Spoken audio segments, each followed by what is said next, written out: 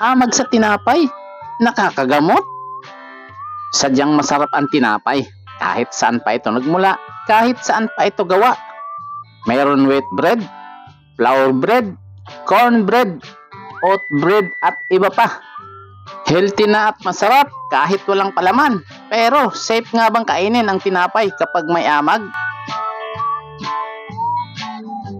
Ang amag sa tinapay o molds ay isang fungus na tumutubo kapag nasa mainit o basang lugar ang pinaglalagyan ng tinapay. Alam nyo ba na may dalawang uri ng amag? Isang nakakalason at hindi nakakalason. Nakakalason ng amag, makakaranas ka ng pagsusuka at pagtatae. At sa ilang mga kaso ay maaaring makaapekto ito sa ating nervous system. Habang ang isa naman ay lunas o tradisyonal na gamot.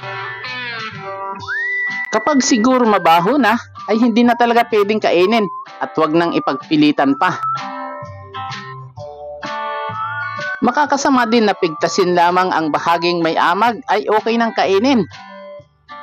Tandaan, huwag sirain ang buhay dahil lamang sa amag. Maraming tinapay, kaya kumain ng maayos lamang at safe pa ang ating katawan.